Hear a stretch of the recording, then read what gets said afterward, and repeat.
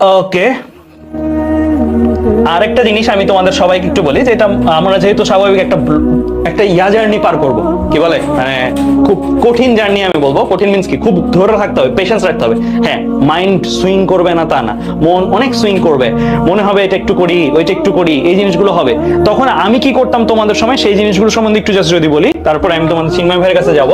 So for motivation আমি কি কি করতাম সেই জিনিসগুলো আমি জাস্ট একটু বলবো, তারপরে তোমাদের ফাইনালি আমি ওই যে রুটিনটা দিয়ে দিব, এন্ড রুটিনটা আমি কিভাবে ইউজ করতে হয় সেটা দিয়ে দিব। এটা ডিজিটাল রুটিন, তুমি ক্লিক করে করে অনেক কিছু চেঞ্জ করতে পারো। সো ওই জিনিসগুলো দিয়ে দিব। সো ফর মোটিভেশন আমি কি কি করতাম,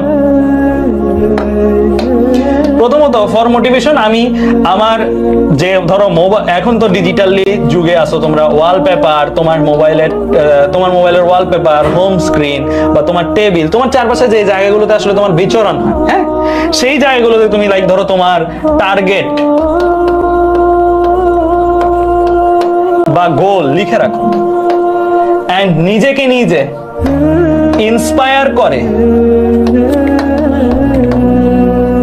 নিজেকে নিজে ইন্সপায়ার করে এরকম কিছু কথা লিখে দাও। যেমন আমি আমার টেবিলে লিখতাম বি রেবেল, মানে রেবেল মিন্স হচ্ছে প্রতিবাদী হও, মানে নিজের বিরুদ্ধে নিজে, মানে নিজের আরামাইশের বিরুদ্ধে প্রতিবাদ করতে শিখো। মানে আমি এরকম একটা লিখেছিলাম যেটা আমাকে মোটিভেট করতো। সো তোমাদের ক্ষেত্রে এইরকম কিছু থাকতে পারে যে হ্যাঁ এই ওয়ার্ডটা বা এই লাইনটা তোমাকে মোটিভেট করে, বা এই জায়গাটায় ওই রকম একটা কিছু লিখে রাখো। আমাদের অনেক স্টুডেন্টসই দেখা গেছে চান্স পাওয়ার পরে ভাইয়া টেবিলে ছবি তুলে পাঠায় যে আমি এই জিনিসটা লিখে রাখছিলাম এন্ড আজকে আমি চান্স পাইছি, এন্ড খুবই প্রাউড লাগে আর কি ওই টাইমগুলোতে যে হ্যাঁ ও আজকে এরকম করতে পারছে। সো ওর নিজের সাথে কিন্তু নিজের মনের একটা ফাইট কনস্ট্যান্টলি সে করে গেছে, এন্ড ওই ক্ষেত্রে তাকে কিন্তু এই ওয়ার্ডস গুলা এনার্জির হিসেবে কাজ করছে, এনার্জির মতন কাজ করছে।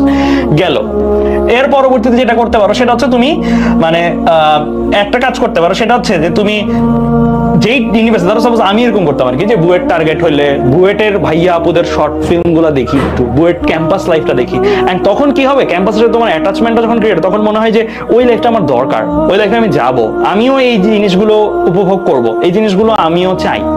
সো এইরকম কিছু করতে পারো, যে ধরো সাপোজ তোমার যে ইউনিভার্সিটি টার্গেট, সেই ইউনিভার্সিটি বা ডিএমসি বা যে